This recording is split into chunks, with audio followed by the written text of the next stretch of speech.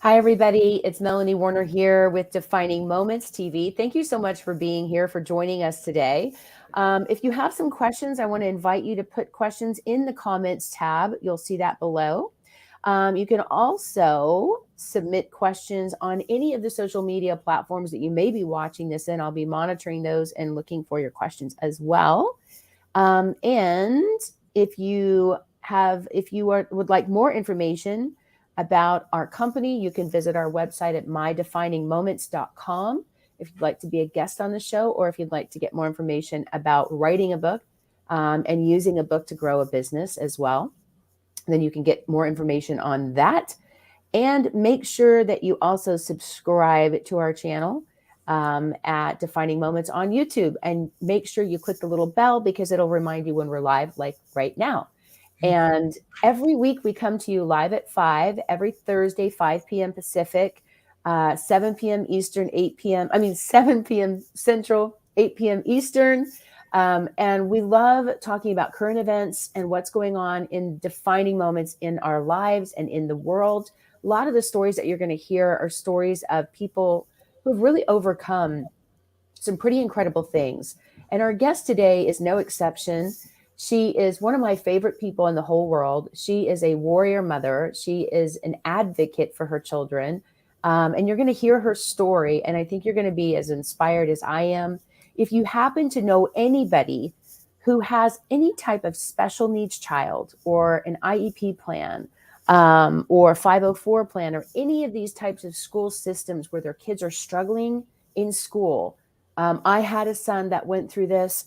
I can tell you it is life-changing to get the resources that you need. So you might want to let people know. You can easily share the link right there on YouTube or Facebook or any of the other platforms that you may be watching this on. Let people know about this. And if they happen to miss it live, they can always watch the replay back.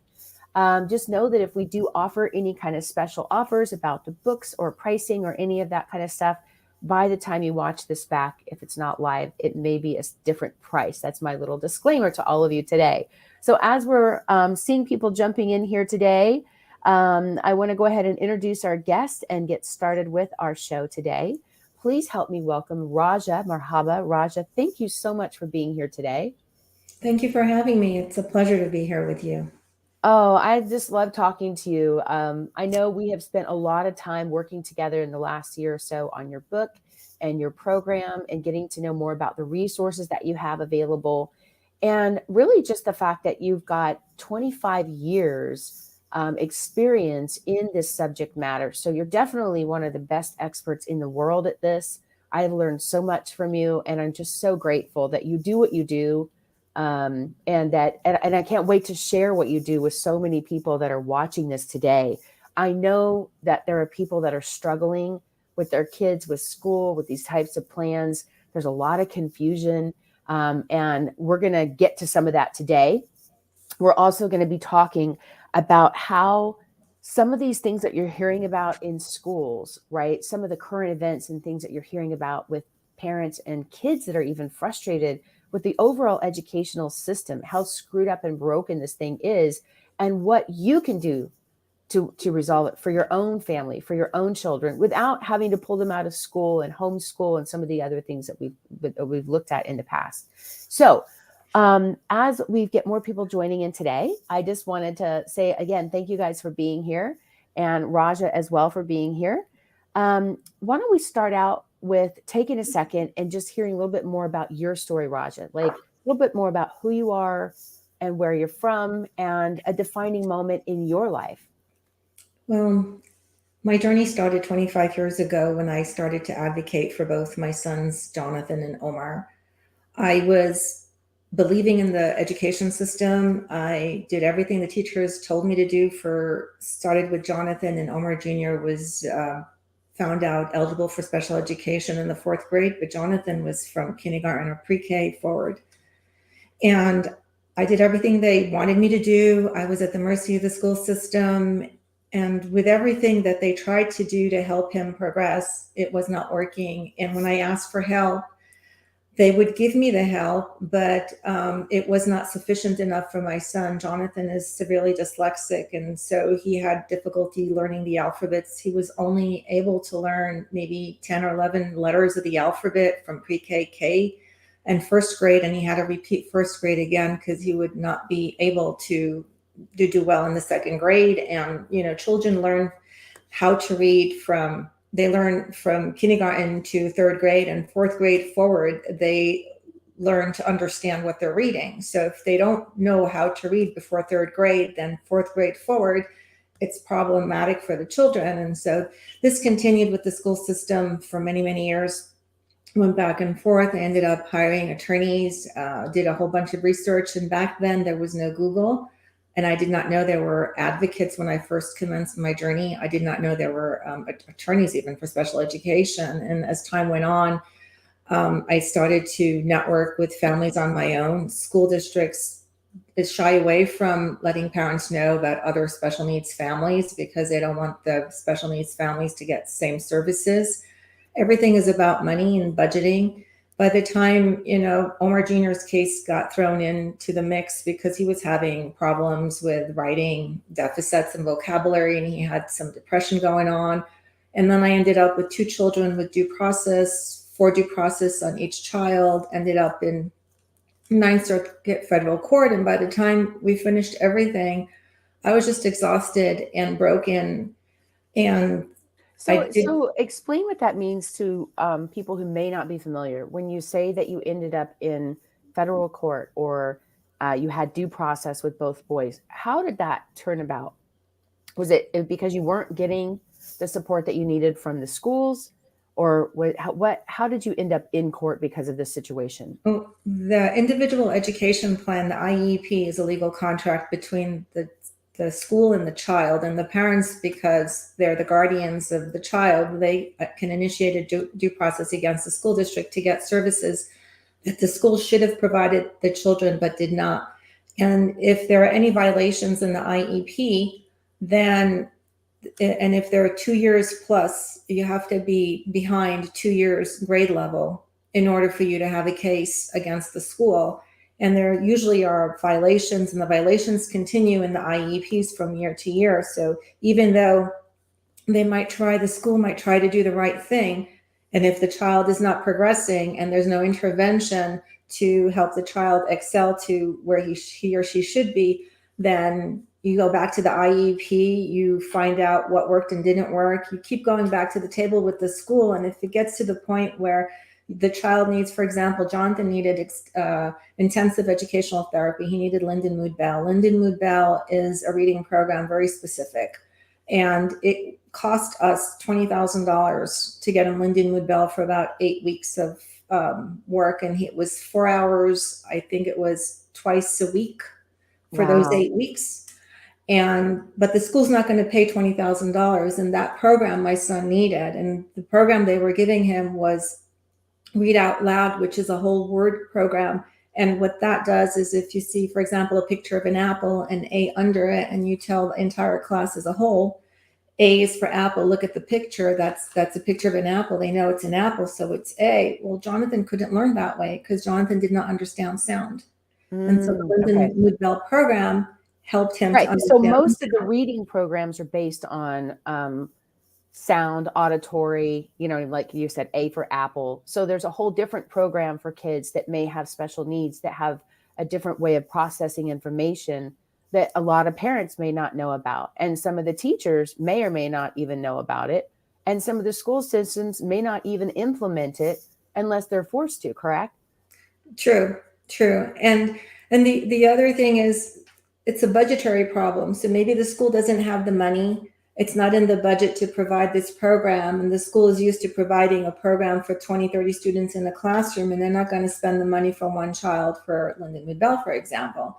And so when Jonathan kept on falling behind and further behind in his academics, especially reading and language arts, which, by the way, if you don't know how to read and you can't learn how to read with the alphabets and the sounds and context cues and inferences and sentences and paragraphs, it's going to affect you in social studies and history and math word problems. And so it affects the entire entire curriculum. It's not just only in reading. And so when I asked the school to give me Linden Mood Bell, they denied it. They said, this is what we have. It's Word. Well, yeah, because obviously, if reading is a fundamental right as a student, it's the most important thing you can do. If you can't read, you can't figure out the rest of your homework. You can't figure out what what the work is that you're supposed to be doing. And it's amazing to me. I even with my own children, I learned that even in their, I mean, the schools that they went to, the elementary schools that they went to here in California, were so highly rated that they had been like presidential honors and all these other things. And that's one of the reasons when we moved here, we wanted to go to these schools because they were, public schools, but they had the same quality of education as a private school in Los Angeles would have, where we would have had to spend about $250,000 to get them up through high school for the same equivalent of an education in something like Los Angeles, right? And what's interesting is, in spite of this incredible school system, even the basic reading and the process of teaching children how to read didn't fall on the teachers. It fell back to the parents to go back at night and work with their children. And it was truly, I learned with one of my kids who ended up in an IEP program, that it was actually other students that were brought in to help him. Like if he needed help learning how to read and was struggling, that the students had an intervention program with other young students in the elementary school. And because of those reading programs that were available in these types of schools, it became like, it was weird to think that other students were teaching him how to read. You know what I mean? That it fell onto not the system, but other students to actually teach him. And if they hadn't invested in that program and had these students there as part of this intervention, he would have still struggled to learn how to read as a basic fundamental education. Well, the students can't teach students how to read. You have to be a licensed expert in that area, whether it's Ortho Gillingham or whether it's Wilson or Linden Mood Bell, because Well, those and individuals are licensed and that's their profession. But in this particular case, if the students were struggling, it was an after school program where the kids would come in as like a reading program, and other kids in the elementary school, like maybe fifth and sixth graders, would help teach the second graders, reading fundamentals. And I thought it was an interesting program because it, in this case, in ours, that never even came up as an option for a different type of reading program. He struggled to learn how to read. And we found out many years later that he had a processing issue, and a visual processing issue, which it wasn't dyslexic, but it made it difficult for him to read and comprehend what he was reading. So it's interesting that because as you're saying this, I'm getting flashbacks of all these things that we went through and learned the good, bad, and ugly about our own educational system. And as a parent, it was extremely frustrating because we were being told one thing, and then you see the limitations that a lot of teachers and students have. But yeah, but to me, I mean, as a parent and anybody else that's out there watching as well, reading and being able to read has to be the most fundamental thing. Because if you can't learn the basics of reading, you're going to continue to fail for the rest of your school career, pretty much. 100%. It's really difficult. And, in all fairness to some of the teachers, they're really good and they do a really great job and they take the extra time. And some teachers are just not that way. They're not all built the same. So I don't want to say the school is bad. I say it's a budgeting problem, because if the school doesn't have the appropriate money to put the programs in place, or if the programs or for the money that comes in for the programs are not allocated to where they're supposed to be allocated, and there's no audits that are happening to see where the money is going. I mean, if you want to know what's happening, chase the money, follow the money. And so I think it's a bigger situation than the parents and the kids and the teachers. I think it's the powers above that really need to do something. And it starts with Individuals Disability Education Act, and that needs to be properly funded so the schools can get what they need. And then if it was me, I would put an independent auditor, not paid by the school, paid by the government, the same way they have state fund independent auditors that come and audit the businesses to see, did you pay the right workman's comp for whatever wage for whatever individual. Do the same thing. Have the state come in and audit the schools where it's very clean and see where the money is going. And that's not happened. And so since there's a shortage in money, there's a shortage in paying the teachers what they need to pay them. It's a big problem. And I don't know how to resolve the money problem with the school districts. The government needs to kick in and do its part as well. It sounds like it's definitely a systemic issue, even with the purest of intentions.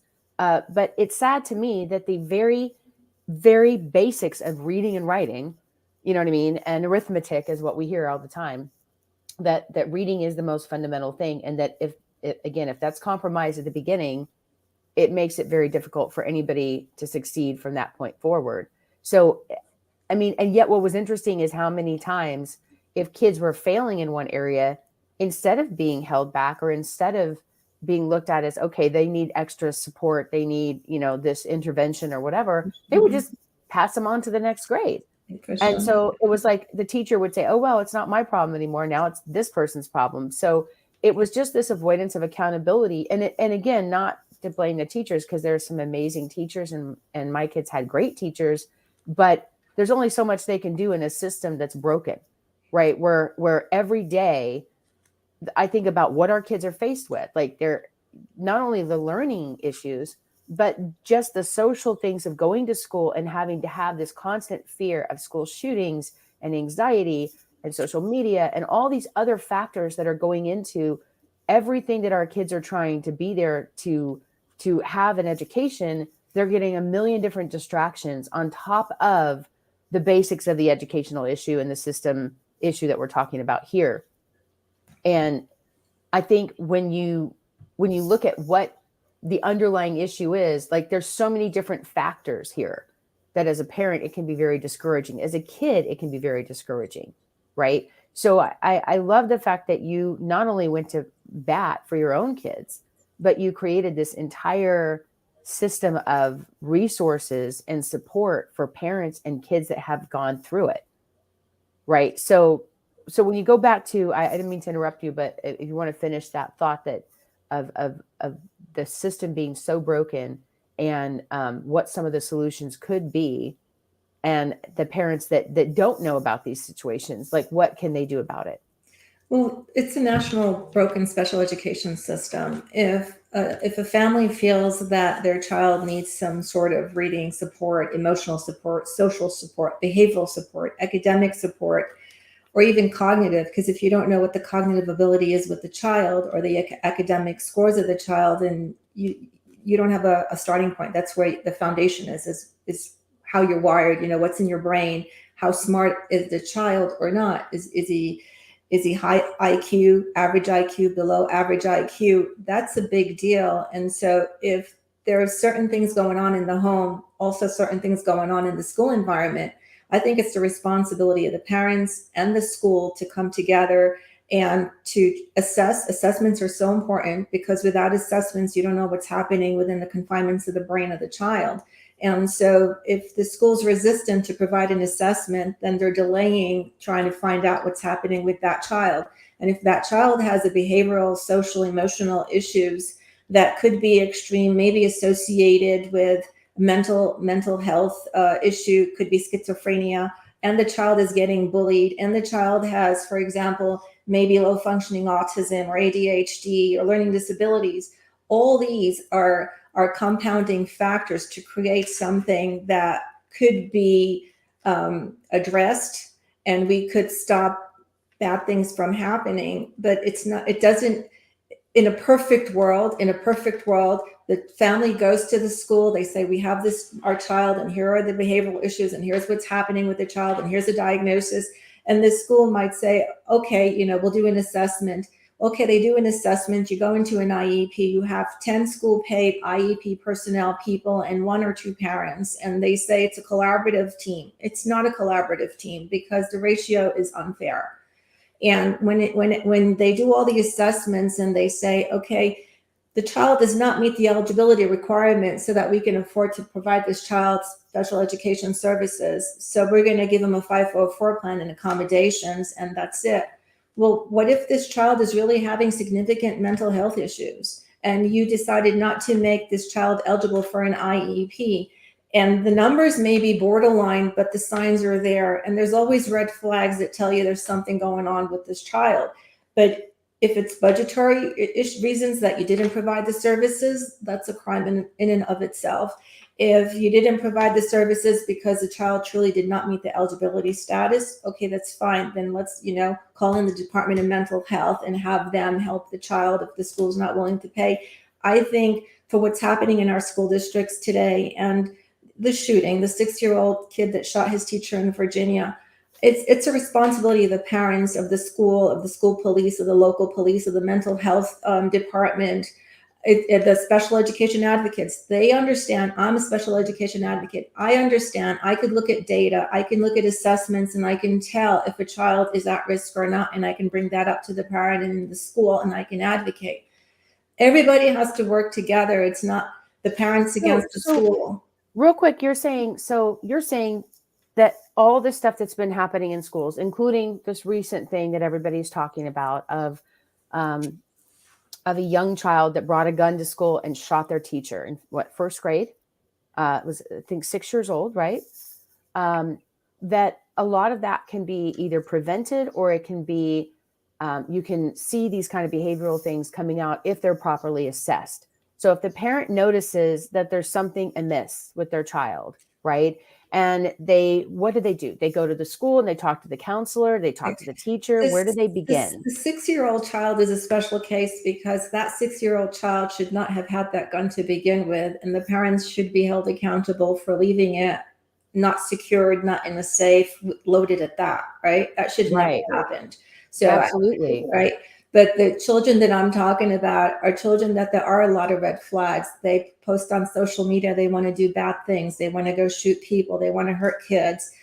And they tell their friends, and their friends tell, adults, and the adults may or may not exercise on that motion. They may or may not investigate it. I mean, the signs are there. It's telling. If you look at the children's records, school records, we're talking about 10. I did a whole research on this because it really got to me when I saw the 6-year-old, the whole situation in Virginia.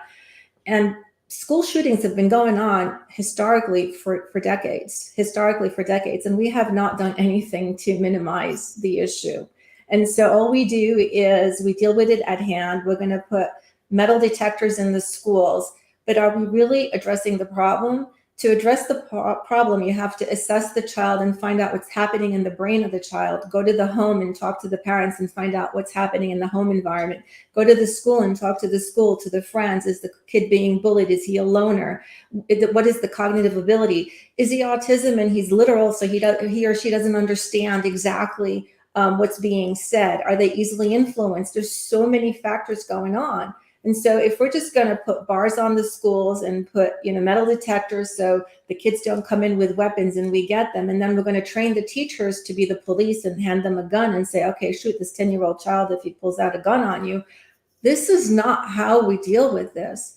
We really need to start, number one, assessing and getting all the stakeholders, the parents, the advocates, the school districts, the school police, the local police, the mental health department, all on one page, have a meeting, come up with a program, come up with a plan, and help minimize the problem. All we're doing is putting a Band-Aid on the problem. And when I did my research, I was taken by the diagnosis of all these children. And I'm not saying special education children are all bad. I have special education children, and they're the best, God-given gift that I've gotten. I'm just saying, if there are cognitive issues, educational issues, social, emotional issues, behavioral issues, you see that, and the red flags are there. The teacher will know this child is a behavioral. It's got all these, things happening in the classroom, or makes noises, or doesn't sit still. I mean, let's go talk to the children. Let's do the assessments. Let's have a meeting of the minds with all the stakeholders and come up with a plan so that children don't kill any more children or any more school staff in the future. But to keep putting a Band-Aid on it, that's not the resolve. Well, and I know there's different, obviously there's different behavioral issues that lead to school shooting versus just a frustration with the educational system in general. But I do think that it has been an alarming trend that we've seen in the last 20 years, 30 years, that has been escalating, along with the frustration, the bullying, and all of these other behavioral issues. We're seeing a rise in autism and some of these other things that have not been that prevalent before. When I was growing up, it was a very, very rare thing to see kids that were even on the spectrum or had any type of autism tendencies. And now you see it much more prevalent. And a lot of times I think things aren't getting diagnosed properly. So if somebody, I know for us, when I went through this with one of my kids, we went and tried to get all the tests done. We did ring the alarm bells. We went and met with the teachers and the counselors, and we did a bunch of different tests that the schools suggested, and that they kept coming back saying, okay, they're not ADHD, they're not, there's not all these other things that they kind of maxed out what they could do, and then they came back empty-handed, just saying, well, we can't find anything. And yet I still had a kid that was struggling. So I knew there was still something going on. For us, we ended up going to the eye doctor, and it was the eye doctor that diagnosed a visual processing issue that was creating a learning issue. Because if he couldn't read and see things properly, it wasn't dyslexia, but he wasn't processing the information in a way that he could comprehend it. He was also, my son was very introverted. He was not the kind of kid that would raise his hand in class and say, hey, teacher, I don't understand. Can you explain this again? He was embarrassed. And basically, he just repeated this pattern throughout his whole history of school. Each year, he would just kind of slip away and try to just go unnoticed and fall below the radar as much as possible. And he had no incentive to do well. And it wasn't until he got into an environment where they literally said to him the first day, we will not let you fail.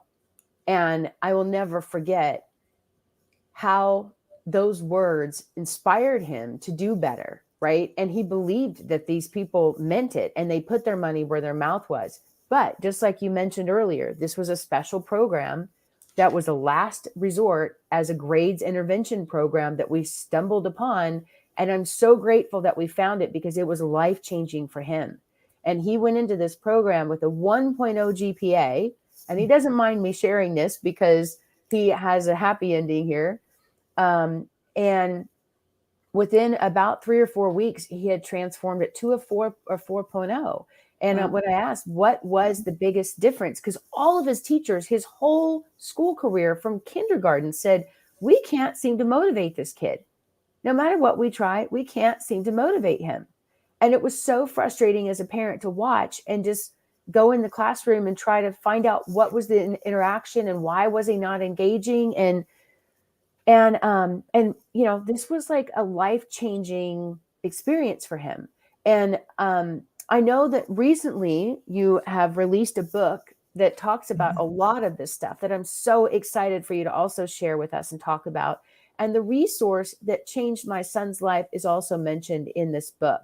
So I'll get to that in a minute, but I want to go back to what you were saying right now is, when you look at how this is affecting kids and parents and teachers. I mean, if a teacher notices something, what can they do?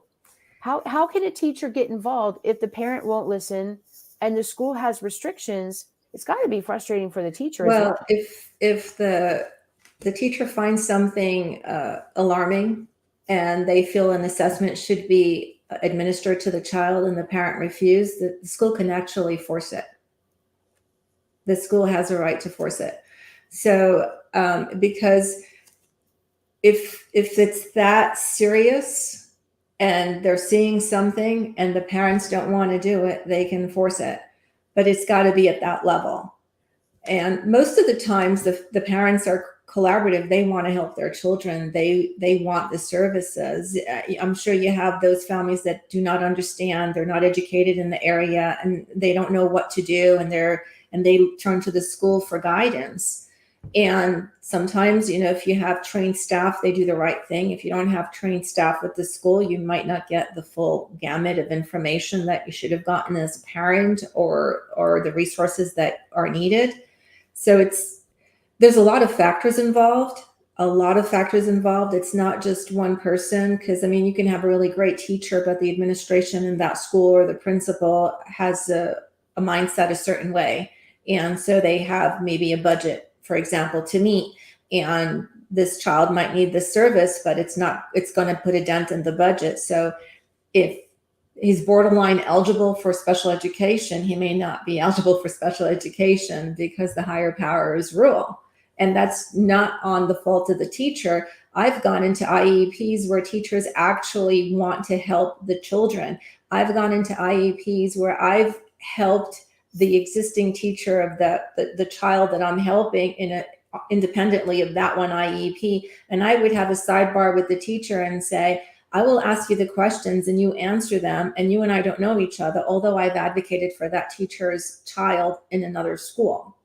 And so the teachers, if they advocate too much for the children in the IEP, it might be a problem for them with the administration. And so they're really trying to do the right thing, but sometimes their hands are tied and they can't do the right thing. So when I advocate, I'll put the teachers on the spot and I'll ask the questions, and they'll have to answer my questions without them volunteering any information and keeping them in a safe place.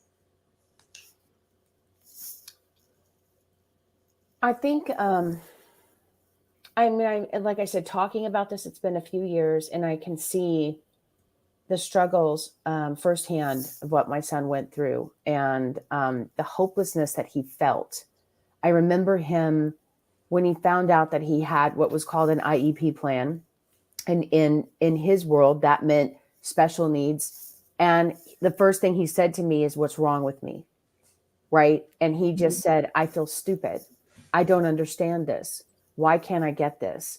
And he just beat himself up for many, many years. And it really took a toll on his self-esteem. And he just started to feel hopeless, and he just started to shut down and not even try anymore.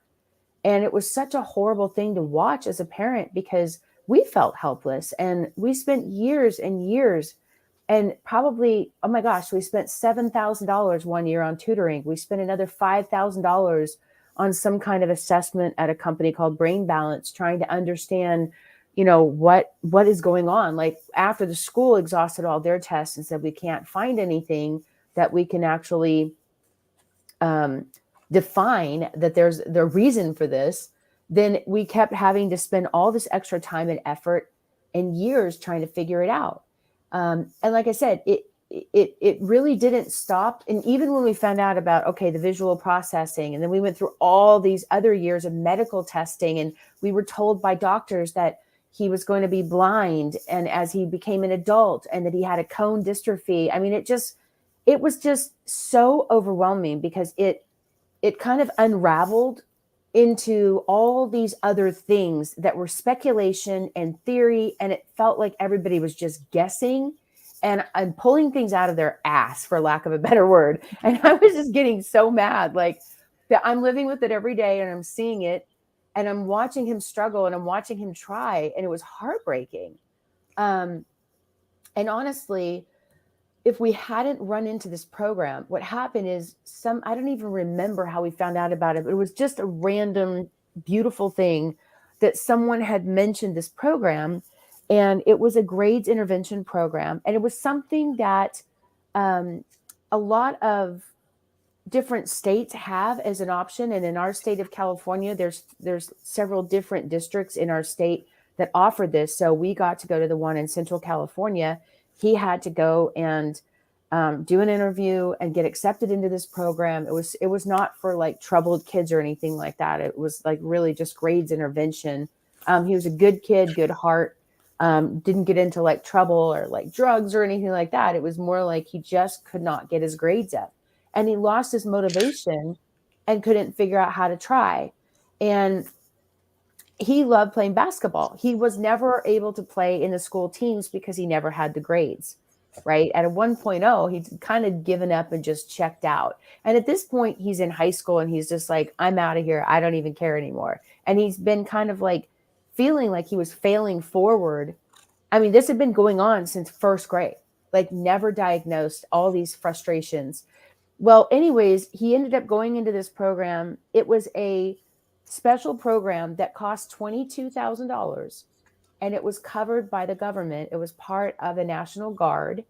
And in this particular one was called Grizzly Youth Academy. And we actually talked about it in your book, which I love, because it was a great solution. And ever since then, I started sharing this and telling as many parents as I could about it. And even some of other parents that we knew that were struggling ended up taking their kids and having this major transformation. Now, this was a radical program. Like, I'm talking about more of, they go to an actual school that's like a military academy. Like, they literally, he shaved his head. He marched 5 miles a day. He was away from his family and his friends, and it was drastic, right? But he was so excited about this, and he lit up, and we celebrated when he got accepted, and he said, I can't wait to see the man I become. And he finally felt like he was investing in himself. And the first day they said, we will not let you fail. And they just gathered around him. They gave him all the support and the love and encouragement. And they literally sat down and tried to figure out, he just needs one-on-one time. He doesn't learn well in a group. And from that, it led to amazing opportunities for him. I'm so proud to say he graduated from that program. He went back to finish high school. He ended up with more credits than any other student in his school history on graduating credits. And he was bummed that he didn't get to play on his high school team. But I said, well, let's see what happens in the spring, because this was during like July to December program.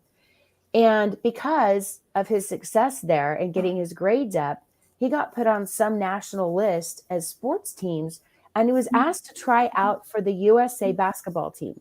And he ended up playing on the team for the USA, and he won a bronze medal for Team USA at the World Games that summer. And because of that, and his grades were up, and he won this bronze medal, now he was getting full ride scholarship offers from Vanderbilt University and some of these incredible colleges. And he never even dreamed that he would have an option to go to college. Like, it was never even part of his desire, because he was so angry at the school system and he hated school so much. So I'm just telling this story with you guys, and I'm sharing my story with y'all. For those of you that are struggling, anybody that has kids that have special needs or an IEP or the 504 plan, it doesn't mean, even if it's been like since kindergarten, you can turn it around. It's not too late. And if you are in this situation and you want to know, what can I do? I want you to reach out to Raja. I'm going to put your email information, your contact information in the chat as well, under the comments. And if you want to talk a little bit more too about some of the resources that you offer to help people navigate this crazy journey, I know that there are people that need what you have. I wish I had had your book and knew you back then, because it would have saved me thousands and thousands of dollars and at least 8 to 10 years of struggling to figure this out on my own. So tell us a little bit more about your book and your resources. Well, and you have the book too. See, I have the book. Yay! I love this book. I love the cover so much too. um, um, the book is filled with a lot of resources. And when I was starting to tell families what my intention was before I wrote the book, why I wanted to write the book, every person that I spoke with said, I wish I had a resource like this, or this is what's needed. It's not that this book is the only information in the whole nation. It's not. What I did was I took time to Google and research a whole bunch of resources, and I included them in the book in the back. Anything to do from speech and language, occupational therapy, educational therapy, behavioral therapy, apraxia, anything, any kind of diagnosis that I could think of from the families that I've helped. And I've helped over 300 families since I started advocating. And so I have a pretty good idea of what's going on with the child. And there's in the book, it shows you how to organize a binder, what to put in the binder when you go to an IEP, how to get ready for the IEP. I usually tell families, 2 years of report cards, assessments, IEP documents, and understand them. It can be overwhelming, and which is why I do what I do, because I could look at assessments and I can meet with the families and I can help clarify what's happening with the child, and I can help the child understand that he's not or she's not forgotten or ignored, and I give them a voice. So I like to give a voice for the children and empower the parents, because I'm only one person, and I feel that if I can teach the parents how to advocate and show them The book is got a whole bunch of resources that they can read the book, and they may not need me. They may be savvy enough to go in there, use the book as an encyclopedia, if you will, and put their whole evidence package, I call it, the binder, when you go into the school district, and you can just flip from tab to tab. And if you have, if, for example, you might have a speech and language assessment, occupational therapy assessment, psychoeducational assessment, report cards, and the IEP. So you put a tab for each one, and then there's a parent concern tab. So you would go in the parent concern tab before the IEP, review the documents, write down your concerns, because you're going to forget. You're going to go into the IEP and you're going to forget, because every one of those individuals, those assessors, are going to say their spiel about what their findings are in your child's assessment report, and they're going to only tell you what they feel is important to tell you. So if you, the parent or the guardian, do not read the assessment and don't understand the assessment, and you only listen to what the assessor tells you during the IEP, you might miss some key points. And that's where it might be where things fall through the cracks. When I help families, I like to call it the NCIS forensic study, because you can visualize the plexiglass, and how they have the markers and they write on the plexiglass, and I would get the OT assessment. I would write my key points on it, my speech and language, occupational therapy. I would also, the psychoeducational, you have social, emotional, behavioral, cognitive, and academic numbers, all that. And if you really look at the data with all the reports that you have, and then you include the report cards, and you look at the IEPs and the goals and objectives, what they're addressing or not, and the cognitive ability of the student. If the student has a very high IQ, but they're not learning and reading and writing, then there might be a learning disability in that area. If the student has autism and they're nonverbal and they have behavioral challenges, well, maybe because they don't know how to express themselves, and maybe they have a high average to high IQ, but they're nonverbal, so they can't speak. They know what they want, they see what they want, but they can't express it. So that causes internal frustration, and then behavioral stem out of it. So there's so many factors involved and so many diagnoses, and the spectrum is so wide. And if you don't understand as an advocate, if you're not a seasoned advocate and you don't really understand the data and the numbers and how they work, then you're not going to be doing justice for the families. And I'm not saying and that. it almost sounds like when you evaluate all these things, it's almost like a forensic study. Like you're It almost is. doing like a forensic audit of their entire system to try to bridge the gap between the educational part of it and the physical or the emotional components that could be a deciding factor in why they're not being able to connect and plug in as well as they could be.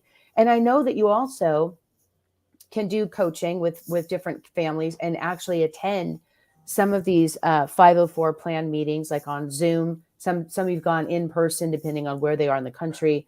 So you really do become an advocate. Like, you really have gotten very involved, and I can tell how passionate you are about this. I love just seeing your fire, because I know, like, I mean, even your book alone, like, you guys, you don't understand how amazing this woman is. There are literally 25 pages. The first 25 pages of this book are all testimonials. I mean, check it out. This is amazing. So if you don't have a copy of this book, you definitely should grab a copy right now. You can get the ebook or the print book. As we're talking about it today, the links are in the chat here. You can also pull it up on any of the book place, like Amazon and places that books are sold. And if you know somebody, all of us, we either have a child in our own home, or we know somebody who has a child that is struggling in school, and they're probably not getting the right assessments. And they might even be going to a doctor to get medical assessments that are being told they have ADHD, and then they put them on medication, and it's not even that, because they're not getting the right answers. They're not getting the proper diagnosis. And a lot of times they're not asking the right questions, simply because the parents don't know and the teachers don't know. And sometimes even the school counselors and the people that are committed to finding the answers still don't know what resources are available. So I just love that you have a one-stop shop for all of this, and nobody has to go through this alone ever, ever, ever again. And you're definitely one of the best in the world at this. Like, I would venture to say, with all your experience, 25 years, being a number one best-selling author, having this experience, this passion, even though your kids are adults, tell us about your boys and how all of this was, it was obviously worth it all. But what was the result for their lives and their careers after you finally got all these things help resolve for them?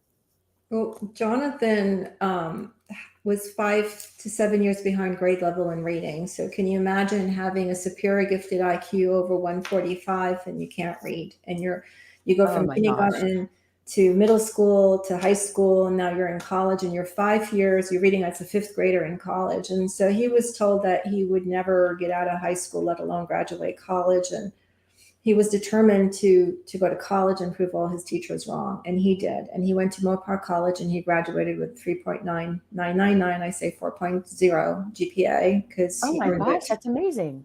He did really well, and he struggled. But he went through a lot of he was bullied. I mean, his story is in the book, and Omar Jr.'s story is in the book. Both my sons have specific stories, very different from one another. And Jonathan, his resource teacher, I think when he was 7 or 8 years old, he asked her, "What does RSP stand for?" It's supposed to be Resource Special Program, and she told him, "Retarded stupid kids, retarded stupid." Oh my gosh. so he went through a lot of that kind of thinking, and the stigma of being in special education, and that there's something wrong with him, just like your son went through. He went through the similar things. But he ended up graduating, and we owned a construction company, my ex-husband and I, for over 25 years or so. And he worked up the ladder, became a superintendent, ran multi-million-dollar projects, earned the respect of engineers, of architects, the subcontractors, their employees. He was running the jobs for us. And now he went to the Board of Realtors a year or so ago, got his real estate license, made several sales last year. For his first year, he did really well, and I'm very proud of him, and he continues to excel. And Omar, he dealt with depression. He hated school, had a lot of difficulties with reading comprehension because of his vocabulary and writing deficits. And when you add depression on top of that, all it does is make things worse for the individual. So we can go back to how these children struggle in the schools if they hate the school and hate the teachers. Omar Jr. was bullied by his sixth grade teacher.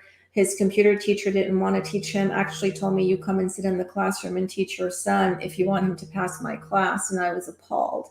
And so, like I Wow. said, there's some really great teachers out there and some teachers that have no business teaching. And so Omar, after he graduated high school 6 months early, but we ended up winning his lawsuit at the high school graduation, which means he had no services from the fourth grade when he was identified he needed services, but not eligible through the graduation of high school. And so he ended up gaming. He was in a dark place. He was very depressed. He had great hyper focus gift, so he can hyper focus anything and anyone out of his way. He can focus on the game, and whoever's in his background, he ignores them, and he was really good at it. And so it got to a point where I met a friend of mine, and I asked him to mentor Omar because he was going nowhere. He didn't want college. He hated school. He hated teachers because of what he endured during sixth grade. And then he ended up, my friend mentored him. He ended up driving to Orange County, I think at the age of 18 or 19. And he'd drive to Orange County 2 hours each way every day for about 6 months Wow. because he wanted out of the house. And I said to him, "If you could prove to my friend that my friend is Thomas," and he's like, I've known him over 20 years. I call him my little brother. And he took my son under his wing and mentored him. And Thomas told me that if your son doesn't cut the mustard, he's out. But you and our relationship remains the same no matter what the outcome is with your son. And I said, I'm okay with that. I'll back off. You take it. And he did. And he found a way to get to Omar, and Omar excelled in his company. And I ended up moving Omar to Orange County. I co-signed a rent agreement for him so he can have his own apartment, co-signed for him to have a car. I relocated him out there. He ended up in Orange County for 7 years on his own, living, paying his bill, building up his FICO score. And then later on in life today, he's a chief technical officer for a technology company. He makes decent money for a high school graduate, not a college degree, because he was gifted in computers and no one in the school paid attention to him. If I didn't advocate for both my sons to the level and the fierce advocacy that I've done and I fought, those two boys might be in the streets, might be with the bad children or in jail. I don't know what would have happened to them. And I sacrificed my marriage and everything to get those kids where they are today. And I am so proud of both of them because they are the men that I wanted them to be. They're in a really great place. And so, yeah, advocacy, if you don't give up and you fight and you have the resources, your kids will be successful as well. Well, and I think that's the greatest message of all. As parents, this is our job. Like, and so many parents can turn a blind eye when they get frustrated. They don't know what to do. They may not, follow through all the way like you did and become this warrior mom, and the beauty is now you've paved this way, like all of this pain and all of the stress that you and your boys went through. It's paved a way to make something simpler for others so that other people don't have to suffer. Other kids, other parents, other families don't have to split up over the stress of trying to figure all this stuff out. And you've made it so simple and so organized in one place. You can get so many resources and so much information. And you can even do a free consult with Raja. We put the information for her website here in the link below in the comments.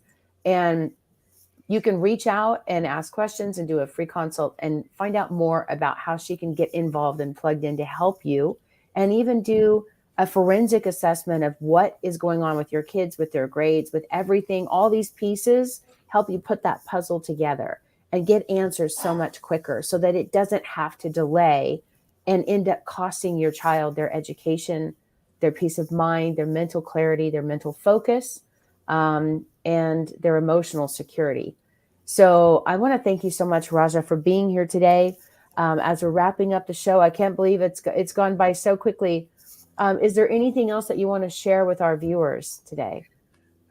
Parents should never give up, no matter how dim the situation looks. I was very broken, very, very broken. And I weathered through because I'm just a fighter. I'm a born fighter. And so if you're really having a hard time and struggling, reach out for me. I could promise you the 1 hour consult, you're going to get a whole lot of information just by what you tell me and what I hear and what I think may not be happening. And it'd be worth your time. So if you have any concerns, you get stuck, you have an IEP tomorrow or next week, and you just need an answer, just reach out and I'll be happy to help. Thank you so much for being here. I really, really appreciate it. And I can't wait for you to plug into there's a lot of schools, so there's a lot of tutoring companies. There's people that help kids that have special needs that may or may not be aware of you and these resources and your book. So I can't wait for you to become that resource for them so they get to know about you and can even buy your book and give them to the parents that need additional resources. So a lot of times there's no lack of resources out in the world. There's just a lack of awareness. And this is one of the reasons I love doing what we do. I personally have experienced this. I have watched how life-changing it can be for my own son when he got the resources and support that he finally needed after so many years of struggling and suffering. And it was right at the time where it wasn't too late for him. So it's not too late for you. It's not too late for your kids. Don't give up on them, like Raja said, and don't do it alone. Like, you've got resources, you've got support. You don't have to reinvent the wheel, and you don't have to be the martyr and figure it all out and stress out your whole life and your whole career, right? You can get this done. So reach out today, take the advantage of the free consult, get a copy of the book. And thank you guys for being here today. I really appreciate you watching the show and sharing this link with others. Don't forget to subscribe to our Defining Moments YouTube channel, and hit the bell that is subscribed so that you will get notification when we go live every week. And next week, I can't wait for you guys to be here. We're going to have so much fun. Next week, we're going to have two amazing women on who do an adult day camp, right? Like, it's kind of funny. It's like, sounds kind of weird, but like, okay, when you're a kid and you go to camp, so many of us, I didn't get to go to camp. I was so jealous. And this is actually an adult camp, whereas it's for women. And you can go and have these fun adventures with another group of women. You get all kinds of educational awareness, but also really fun, crazy things like zip lining and all kinds of fun, creative things. So they're going to be on talking about that experience and what you can do to plug in and have more fun in your life and also meet some other amazing women in the process. So join us next week live at 5 for that, and you'll get to hear more about that as well. And again, if you need any more information on today, you can also visit our website at mydefiningmoments.com. Raja, thank you again for being here. I Thank really you for having appreciate you me. so much. And Thank you thank so you much. all. Thank you all for joining us as well. And we'll see you all next time. Take care, everybody. Bye-bye. Bye.